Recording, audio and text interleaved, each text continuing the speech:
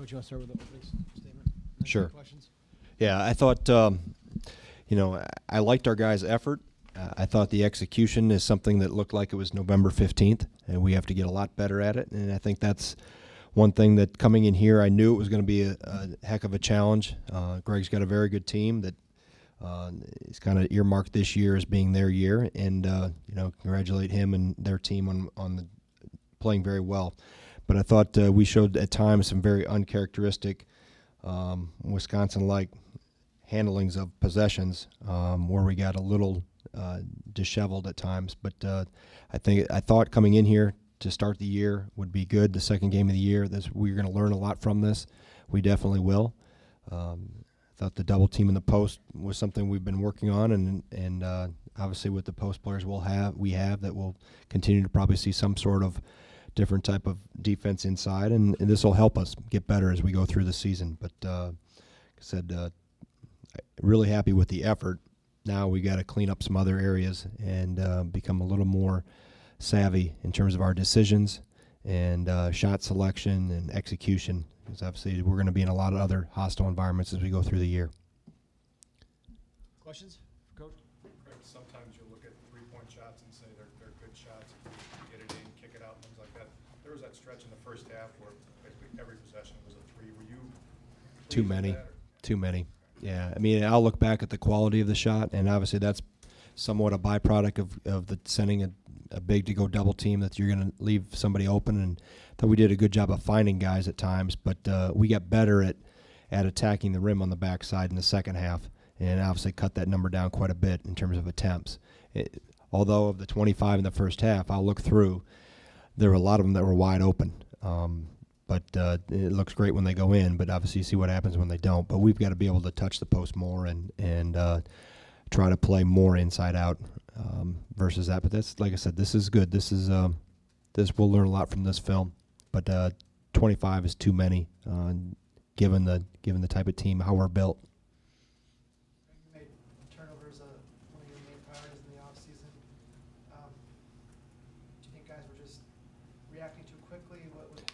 Yeah, I thought I was somewhat surprised at how we didn't play with poise in key times. And one specifically, we're under 2 minutes with a 5-point. It's a 5-point game, and we foul at time. And we had another turnover where we turned it over, fouled in transition, gave him a 3-point play. Just did some things that really were self-inflicted at times. So we'll go through and talk about decision making and scoring time and those type of things. But there were some of them were, as a result of what Creighton was doing.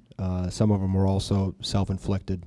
There was a few travels we'll have to go through and look at footwork as we slow the tape down and see if what the footwork resulted or why it resulted in a travel and work on those things. But we worked on them a lot, and to have 3 of your starters have 12 of your 16 turnovers, those guys have some experience. So that's an area that is unexpected. Maybe you see a freshman or sophomore get caught up in the moment a little bit, but we will have to be more poised as we continue through the season. Turnovers probably played a part in this, but Creighton did.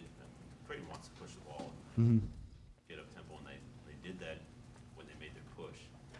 How difficult is it to sort of just kind of keep them bottled up for 40 minutes? Well, Watson's a heck of a player. I mean, there's no doubt. We knew that coming in, that he was as fast with the ball as anybody we'll probably see this year in terms of the pressure he puts on people in transition. And I think the one thing with the 16 turnovers, you look at the number, but I'm going to go back and look and see how many were live ball turnovers, where that's the best thing that can happen to a fast break, is have either a bad shot or a live ball turnover, let them take off. And obviously you have a team that transitions as well as they do. You've got to minimize those live ball turnovers and bad shots.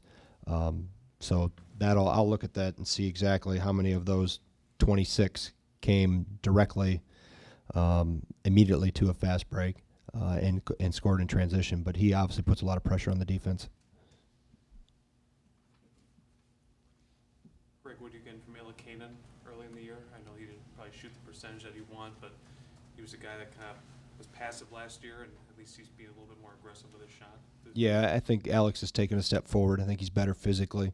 I think he's in better condition. His His body composition is just better overall. So he's made himself a better athlete. So he's used last year's experience to to springboard him into this year, and I think you definitely see that he's we'll get him more around the rim a little bit too, and playing. But that's one of the recipients of the double team that took place in the post he was the backside big that was left open, and I have confidence in him. He'll knock down shots.